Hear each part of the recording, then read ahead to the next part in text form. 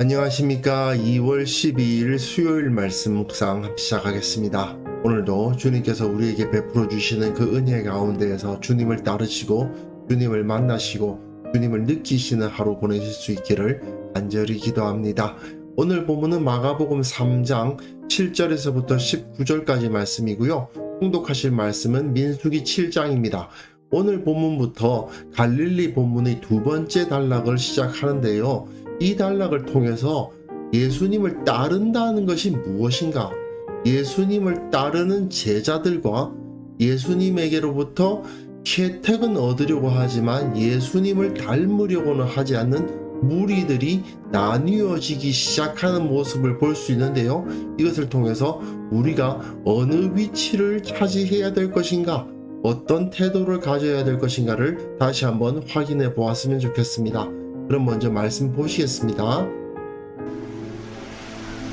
예수께서 제자들과 함께 바다로 물러가시니 갈릴리에서 큰 무리가 따르며 유대와 예루살렘과 이두메와 요단강 건너편과 또 두로와 시돈 근처에서 많은 무리가 그가 하신 큰 일을 듣고 나오는지라. 예수께서 무리가 에워싸 미는 것을 피하기 위하여 작은 배를 대기하도록 제자들에게 명하셨으니 이는 많은 사람을 고치셨으므로 병으로 고생하는 자들이 예수를 만지고자 하여 몰려왔습니다. 더러운 귀신들도 어느 때든지 예수를 보면 그 앞에 엎드려 부르짖어 이르되 당신은 하나님의 아들이니이다 하니 예수께서 자기를 나타내지 말라고 많이 경고하시니라. 또 산에 오르사 자기가 원하는 자들을 부르시니 나온지라. 이에 12를 세우셨으니 이는 자기와 함께 있게 하시고 또 보내사 전도도 하며 귀신을 내쫓는 권능도 가지게 하려 하심이로라. 이 12를 세우셨으니 시몬에게는 베드로란 이름을 더하셨고 또 세베대의 아들 야고보와 야고보의 형제 요한이니 이 둘에게는 보아너게 곧 우레의 아들이란 이름을 더하셨으며 또 안드레와 빌립과 바돌로메와 마테와 도마와 알페오의 아들 야고보와 및 다데오와 가나나인 시몬이며 또 가룟 유다니 이는 예수를 판 자더라. 예, 이제 우리는 갈릴리 사역의 두 번째 단락으로 들어갑니다. 후기 갈릴리 사역이라고 부를 수 있는 부분이고요. 그리고 이 구조를 보시면 마찬가지죠. 전기 갈릴리 사역에서도 제자를 부르신 다음에 바리새인들의 거절을 경험하시는데 오늘 본문에서 12제자 부르시는 모습 볼 수 있습니다. 그리고 마지막 부분에 가면 예수님의 고향 사람들이 예수님을 거절하는 모습을 볼 수 있을 거예요. 그런데 오늘 본문의 앞부분은 이 초기 갈릴리 사역에서 있었던 일들이 더 크게 되었다. 비슷한 일이 일어났는데 그 규모가 훨씬 더 커졌다라는 것을 보여주는 부분이고요. 그리고 뒷부분 12제자를 부르시는 부분이 상당히 중요하게 제시가 되고 있죠. 그리고 이 초기 갈릴리 사역에서는 예수님을 따르는 자와 예수님을 대적하는 자가 서로 대립을 하고 있다면 이 후기 갈릴리 사역에서는 예수님을 따르는 자 중에서도 제자와 무리로서의 나뉘임이 보입니다. 예수님을 대적하는 자는 그대로 있고 예수님을 따르는 자들 중에서도 무리의 입장을 가지고 있는 자들과 제자의 입장을 가지고 있는 자들이 나뉘더라 하는 것을 여기서 살펴볼 수가 있어요. 이 7절부터 12절까지는 그 이전에 있었던 일들이 더 규모가 크게 이루어지고 있었다라는 것을 보여주고 있는 부분입니다. 예수께서 제자들과 함께 바다로 물러가십니다. 1장에서는 나병 환자인 사람이 예수님께서 자기를 고쳐주셨다고 막 소문을 내니까 예수님이 광야로 물러가시는데 여기서는 바다로 물러가시죠. 거기서도 소문을 듣고 사람들이 예수님을 찾아서 광야로 나와왔었는데 여기서는 갈릴리에서 큰 무리가 바다로 따라오고 있죠. 유대와 예루살렘과 이두메와 요단강 건너편과 두로와 시돈 근처에서 많은 무리가 그가 하신 큰 일을 듣고 나왔다고 되어 있습니다. 예수님께서는 지금 갈릴리 지역에서 사역을 하시는 거 아닙니까? 그런데 이 주변 지역 사람들만 오는 것이 아니라 유대 지역과 그리고 예루살렘은 유대에 포함되어 있으니까요. 그리고 이두메는 이 밑입니다. 그리고 요단강 건너편 이쪽 베레아 지역을 말하는 것이고요. 두로와 시도는 아무래도 좀 가까운 지역이죠. 이 지역에서 이 갈릴리 지역으로 사람들이 몰려들고 있더라는 이야기입니다. 그 정도로 예수님의 소문이 크게 퍼졌다라는 것을 말해주고 있어요. 예수님께서 무리가 애워싸 미는 것을 피하기 위하여 작은 배를 대기하도록 제자들에게 명하셨으니, 여기서 무리라는 말과 제자라는 말이 서로 대비되고 있는 것을 볼 수가 있죠. 물론 여기서도 제자라는 단어와 무리라는 단어가 대비되고 있고요. 제자들은 예수님과 함께 배를 탄 사람들이고, 무리들은 해변에서 예수님의 말씀을 듣는 사람입니다. 이들은 모두 다 예수님께 호의적인 존재임에는 틀림이 없습니다. 그러나 그들이 왜 예수님께 몰려왔을까요? 병을 고치기 위해서 왔죠. 그리고 뭔가 예수님으로부터 혜택을 얻으려고 하는 사람들입니다. 예수님을 그리스도로 고백하고 하나님의 나라가 회복되기를 기대하고 뭐 그런 거 아니에요. 이거 하나님의 역사가 어떻게 일어날 것인가? 그게 중요한 게 아니고, 나 지금 아파. 내 병을 좀 고쳤으면 좋겠어. 그 이유로 온 사람들이죠. 그래서 예수님을 만지고자 하여 몰려왔어요. 그러다 보니까 예수님이 너무 사람들이 많이 오니까 작은 배를 띄워서 그들과 거리를 두시는 모습을 볼 수가 있습니다. 앞에서 있었던 일들이 확장되고 있는 것을 볼 수 있죠.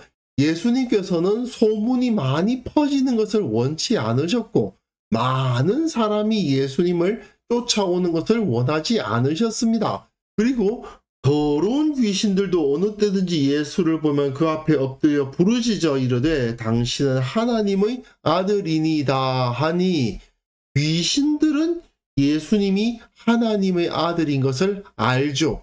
하지만 예수님께서는 그것을 나타내지 않도록 숨기십니다. 앞에서도 마찬가지 모습이 나타났죠.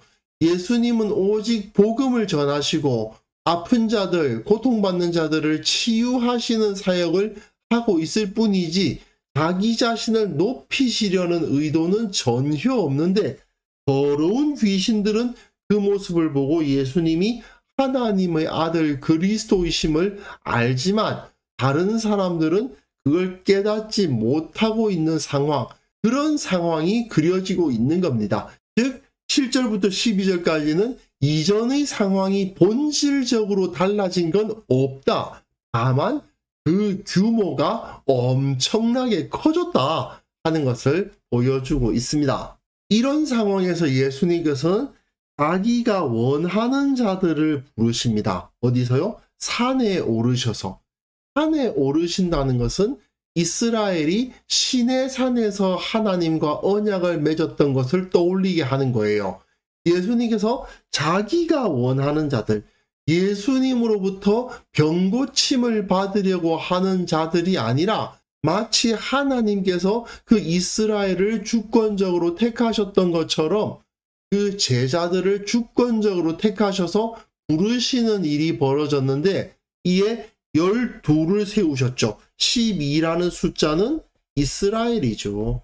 12지파 아닙니까? 그 12지파를 상징적으로 보여주기 위해서 새로운 12지파, 12제자들이 세워지는 겁니다. 이는 자기와 함께 있게 하시고 또 보내사 전도도 하며 귀신을 내쫓는 권능도 가지게 하려 하심이러라. 예수님과 함께 있는 사람이고 또 파송을 받아서 도를 전하는 사람들이고 귀신을 내쫓는 권능도 가지는 사람들입니다. 예수님과 같은 사역을 할 수 있는 존재이죠. 예수님과 동행함으로 말미암아 예수님께서 하셨던 사역을 동일하게 할 수 있는 사람들을 세우셨다는 겁니다. 이들이 바로 제자예요. 무리는 어떤 존재입니까? 예수님이 자기 병을 낫게 해주기를 원할 뿐이에요. 내가 예수님처럼 살 생각은 없어. 예수님이 나를 낫게 해주시고 나 아픈 거 고쳐주시면 끝이에요. 하지만 제자는 어떤 사람입니까? 자기가 예수님과 같은 권능을 가지고 예수님처럼 예수님의 사역을 감당하기를 원하는 사람들이에요. 그러니 완전히 성격이 다르죠. 예수님은 처음에 제자들을 부를 때 사람 낚는 업으로 부르셨는데 이제 실제적으로 그 사역을 할 수 있는 사람들을 세워가시고 하나님의 나라를 시작하시는 겁니다. 그러니까 예수님께서 원하시는 하나님의 나라는 어떤 사람들에 의해서 선포될 수 있는 겁니까? 제자들에 의한 것이죠. 무리는 사실은 예수님께 그다지 도움이 되지 않습니다. 무리는 하나님의 나라를 위해서 그다지 큰 일을 하지 않아요. 오히려 예수님께서는 무리가 많이 모이는 것을 그다지 기뻐하시지 않는 모습을 볼 수 있습니다. 그리고 이후에 읽어가시면 아시겠지만 이 무리들은 지금은 예수님으로부터 뭔가 혜택을 얻으니까 몰려오지만 나중에는 예수님을 십자가에 못 박으라고 소리 지를 자들이죠. 그렇기 때문에 예수님은 제자들을 세우기를 원하셨습니다. 그래서 다시 한번 마가는 이들이 12이었다라는 것을 강조하고 있어요.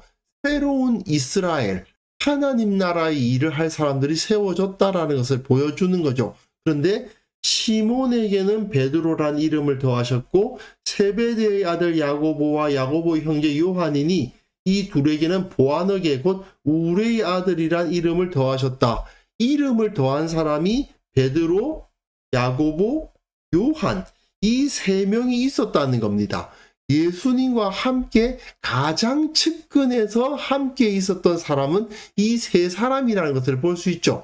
그 다음에 안드레, 빌립, 바돌로메, 마테, 도마, 알페오의 아들 야고보, 다데오, 가나안인 시몬 이 8명의 명단이 쭉 나오면서 이 사람들이 또한 예수님과 함께 있었던 사람들이지만 베드로, 야고보, 요한만큼 가까웠던 사람들은 아닙니다. 예수님을 중심으로 동심원이 그려지듯이 되어 있죠. 예수님께서는 이 소수의 사람들과 함께 하셨고 그들을 통해서 하나님의 나라를 세워 가셨다는 것을 알 수가 있습니다. 그리고 가장 먼 곳에는 가룟 유다가 있었던 거죠. 예수님을 판 자가 또한 있었습니다. 이 사람은 제자 가운데 속해 있긴 했지만 무리들이 언제라도 예수님을 배반할 수 있는 가능성이 있었던 것처럼 제자들 가운데서도 예수님을 판 자가 있었다라는 것을 미리 보여주고 있는 거죠. 결국 이 그림은 예수님을 따른다고 하지만 모든 사람들이 동일한 모습으로 예수님을 따르는 것은 아니었더라. 베드로, 야고보, 요한처럼 정말 지근거리에서 따르는 자들이 있는가 하면 함께 다니긴 하지만 정말 예수님 옆에 지근거리에 붙어 있었다고 말하기는 어려운 사람들도 있고 같이 다니는 것 같지만 사실은 예수님을 팔 자도 있더라 하는 것을 보여주면서 과연 누가 예수님을 따르기에 합당한 자인가에 대해서 생각하게 만드는 겁니다. 예수님께서 재건하신 하나님의 나라는 큰 무리에 의해서가 아니라 작은 배에 탑승할 수 있는 수의 제자들에 의해서 세워졌습니다. 물론 이 사람들도 다 완벽하지 않죠. 하지만 중요한 것은 예수님께서 수많은 사람들을 모으시는 것으로 하나님 나라 일을 하신 것이 아니라 소수의 제자들이 예수님과 같은 사역을 할 수 있도록 하심으로써 하나님의 나라를 선포하셨다는 것이 중요합니다. 수많은 군중들에 의해서 나라가 세워지는 게 아니에요. 예수님과 함께 동행하고 예수님에 의해서 파송을 받고 예수님처럼 살아가는 제자들, 그 사람들이 하나님의 나라를 세우는 거지 사람 숫자가 많아지면 하나님의 나라가 세워질 거라고 착각해서는 안 되는 겁니다. 근데 현실적으로는요, 이런 식으로 생각하는 사람들, 목회자들 중에서도 이런 분들 정말 많아요. 어떤 특정한 장소에 몇만 명, 몇십만 명이 모여서 열심히 기도하면 무슨 세상이 바뀔 것처럼 생각하시는 분들이 없지 않아 있거든요.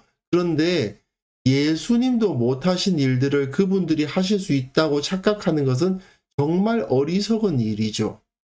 많은 사람이 모인다고 해서 세상이 변화되는 것이 아닙니다. 중요한 것은 예수님을 닮은 사람들이 얼마나 많아지고 그들이 보이게 모이는 게 중요한 게 아니라 이 세상 가운데 예수님을 닮은 사람들이 얼마나 보이게 보이지 않게 이 사회 가운데서 살아 숨쉬고 있는가? 그게 중요한 거 아닙니까? 그런데 우리가 어리석게도 많은 사람들이 모이고 큰 건물을 올리고 정치적인 힘을 가지고 하는 것을 통해서 세상을 변화시키려고 하는 어리석은 모습을 보이곤 하는데 우리는 정말 그러한 어리석음에서 벗어나야 한다는 것을 확인할 수 있었으면 좋겠습니다. 분명히 예수님은 많은 사람들이 모였을 때 그들 앞에서 사역도 하시고 가르치시기도 했습니다. 하지만 예수님께서는 군중 가운데 계신 것이 아니라 제자들과 함께 계셨어요. 나는 예수님과 한 배를 탄 제자인가? 아니면 예수님으로부터 혜택만 누리려고 하는 무리인가? 이거 깊이 한번 생각해 볼 수 있었으면 좋겠습니다. 그래서 이 시간 함께 기도하실 때에는요, 내가 주님으로부터 혜택만을 누리려 하는 어리석은 자가 되지 않도록 도와주시고 정말 주님과 함께 동행하는 주님을 닮은 제자가 되게 하여 주옵소서. 우리 교회 모든 성도들이 제자도를 실천하는데 모든 관심이 집중될 수 있도록 주님을 닮기를 기뻐하는 자들이 되게 하여 주옵소서. 함께 기도하는 시간 가졌으면 합니다.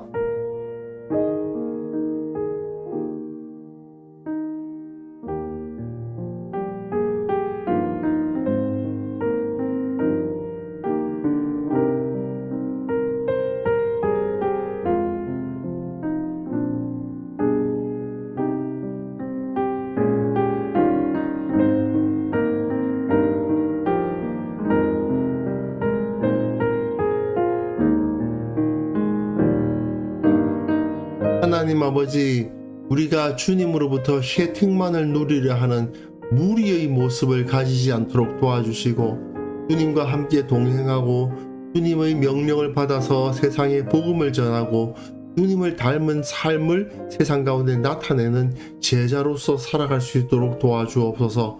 우리 교회 모든 성도들 참으로 무리의 모습이 아니라 제자의 모습으로서 살아가게 하시고 그것을 기뻐하고 주님 닮기만을 원하는 그러한 살아있는 성도들 다 될 수 있도록 주께서 은혜 위에 은혜를 허락하여 주옵소서.